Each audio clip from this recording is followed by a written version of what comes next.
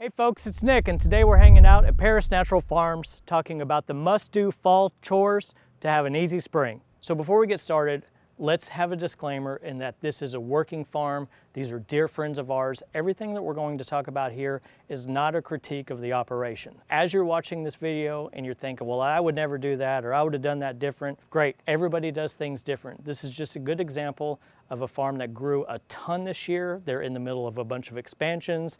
There's a little bit of, there's never enough help kind of thing.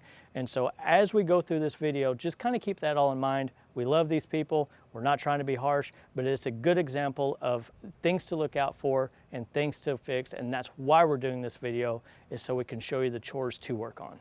Fall is a great time to take care of some of those summer chores that piled up when it was too warm. So we're going to go through, take care of those during the shoulder season before the winter starts. And to do that, we need to go through the farm, make a list of all those chores that need to get done, and that way we can delegate and schedule out everything. So some of the things we're going to talk about, and the main thing is to go around and see what all needs to be picked up and stored properly, perhaps thrown away. So we're taking about general cleanup and maintenance. Then we're going to take a look at protecting our soil and making any amendment changes that we need to do there. Pruning and maintenance of anything that has been overgrown. Maybe we have to plant things to get ready for the summer. I'm talking about some perennial herbs and maybe some bulbs. And then taking a look at our tools and our equipment and seeing if there's maintenance that needs to be done there. A lot of farms are built along a tree line like this one. And so you want to go through and make sure any branches that are overhanging, such as this one that might be getting to your hoop house, you want to make sure you kind of maintain those so that, you know, if a branch falls, you don't want it falling on the hoop house, you don't want it growing into it. So really coming through and getting a good tree line here. And depending on the orientation of your hoop house, these could also cause a shade issue. So even just removing a little bit of that would help out. So behind me is a nice example of a cleared pathway between the hoop houses. I don't know if you can see it in the video, but it is contoured. So whenever it does rain, it goes into the natural ponds that are right over here to the side. And so as we have some of the squash and some of these more spreading crops that are on the edge of this one, they're going to come out whenever the first frost comes, and we'll do a succession planting of some type of leafy green for the winter. But what I want to point out is this is nice and neat, and here's an example of something that needs to be taken care of, A, from an equipment standpoint, and B, just to have a nice clear aisle so we can maintain and adjust anything that we may need to in the spring. So this may not be applicable, but a second ago we talked about clearing that space and making sure that all of the drainage is getting away from the hoop house. This is an example of a retention pond that all of this stuff kind of drains into in this farm, but what happens? All of this stuff kind of gets overgrown throughout the summer, and some of those lines may be filled with silt or sediment or branches or grass or something like that. So anytime that we have a diversion away from the hoop house, use this time to go ahead and clean that out as well. Along those same lines of thinking, these trees around us are starting to drop leaves. So you want to go through, clean those up so they don't clog up your drainage lines. And you can take those leaves and put them in your mulch pile. So one of the things I want you to consider is as you're cleaning out your tunnels or your rows or whatever you're growing in, that we have to have a place to put that. So at the end of the season, before we plant the next, we're going to pull this out and we're going to take it over here. All of that and the leaves that you raked up earlier is going to go in this compost behind me that we're going to talk about next. Not all compost piles are created equally. If you have a smaller operation or you're growing stuff at home, we have another video from Neil Kaufman in which we talked about some basic fundamentals of composting. This is what a compost pile looks like at a farm at a bigger scale, in that we have all of these different sheets from all the microgreens throughout the summer. Behind me is some of the summer crops that have been put on there. And as, again, we're cleaning this up, this pile is going to get added to it. And so throughout this property, there's multiple compost piles that are all going to be turned. And not all of us have a tractor or a skid steer or something like that, but just keep in mind that if you pile all this stuff over the course of the summer, and it's breaking down naturally and it's doing its thing and it's heating up. Perhaps you're covering it with a silage tarp so it doesn't get too wet and it doesn't get too cold and kind of dies off. And again, I'm not going to cover all this because we've already covered it in that video. So if you're new to composting, please take a look at that. But if you're at the type of operation where you're big enough to have a pile this big, but you don't necessarily have the equipment to turn it just yet, just know that some of your funds throughout the summer in your selling can be diverted into renting a piece of equipment for a couple of days over a weekend. It'll probably cost you less than $200, and in that you'll get to turn that compost, perhaps move it away in what you see here. And there's a lot of ground that's been moved. And so save those chores for the winter time. Make this list like we're doing today, and if you need a skid steer or a tractor or a bucket or something like that, you can turn your compost, and you can also do a lot of the bigger, heavier maintenance that you may need to. I can't recommend renting equipment enough, and if that's something you're not comfortable with, hiring a local contractor to do that dirt work for you in the winter time all at once is going to save you a lot of money, and he or she is going to have a better idea on how to handle that soil. So as you're cleaning out your garden beds and before you're getting ready for the next season, especially in the walkways, if you're choosing to do any kind of mulch, this is the time to go ahead and fill in some of the holes that you may have washed away or something like that in the springtime. The mulch helps keep your feet dry, your equipment dry as you're working in your areas, whether that's undercover or outside. Here's a couple of tips when it comes to mulch that I want you to think about. Number one, how to open a bag if you're buying this by the bag. No matter where you get your mulch, the bag is going to open up the same. I see a lot of times people try to cut it with a knife that's highly inefficient. Now you got this blade flying all over the place. Here's how the pros do it.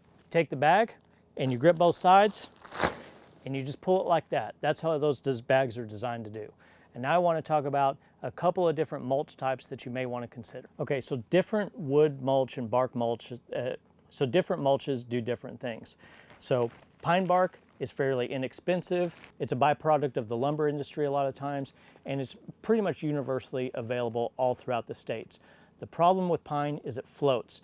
So if you're inside of a hoop house, this is great because hopefully water's not coming in here, everything's done right, and you don't have to worry about this washing out or flooding, particularly if you've done your due diligence and you have your drain lines across there and you're not in a floodplain.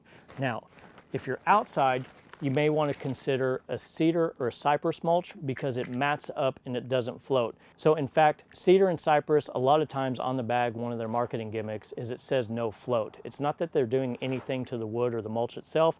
It's just that once it kind of mats up, it kind of stays put. So if you're outside, I would lean cedar or cypress. If you want to save a little bit of money and you're undercover, go ahead and do the pine. And in this particular instance, just fill that up.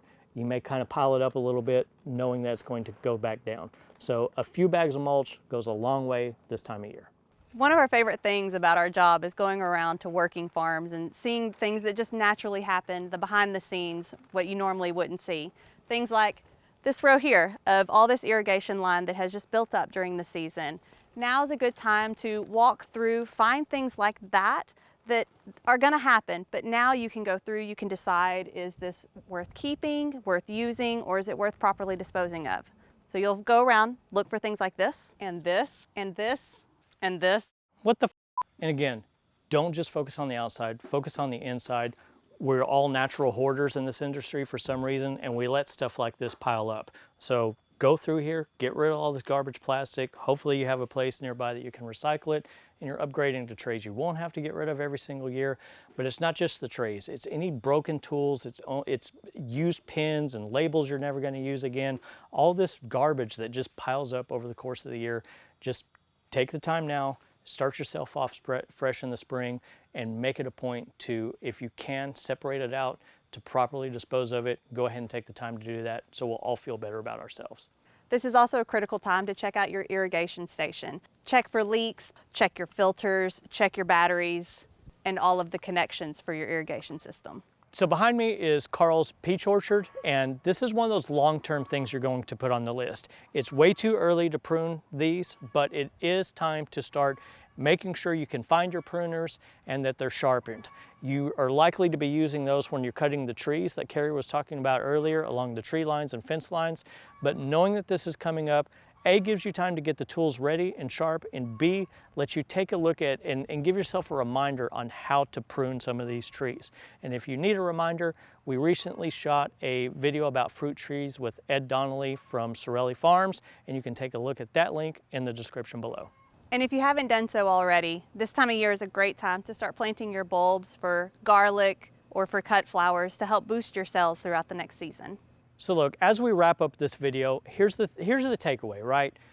to be able to sit and diligently walk around your farm with purpose, with no distractions, with a clipboard, and walking around all the way around, and perhaps even again walking back around the other way so you see everything from a different angle. Don't be afraid, especially in the hoop house that you saw earlier when there was benches and things like that. Go ahead and get on your hands and knees and see what needs to be maintained. When we're working, we tend to follow the same paths and we tend to do the same things. So walk a different way and see what you've been missing all summer to take care of. You also need to check for like nuts and bolts. Is anything loose? Is anything too tight? Maybe a door is sagging or dragging or something like that. Maybe it's time to get out the oil can. And maybe sometimes as you're walking around, you can have some basic tools to just fix things without having to put them on the list. This is also a good time a year to pick up every single one of the tape measures and screwdrivers and hammers that you've inadvertently left around to rust and rot into eternity and put them back where they belong. And if you do have a broken tool that's not going to serve any purpose or do any good or continue to strip tools, go ahead and get rid of that thing too. So the last little bit of advice I have is as you're going through there and you're making that list, you're just looking for things that have bothered you all summer that you haven't taken the time to do anything with, and you're making sure that areas are clear and it's clean and it's ready for the next round of spring growth. It's going to be here faster than you can think. Don't forget to like and subscribe and follow us across social media so you don't miss our next videos. And we'll see you next time.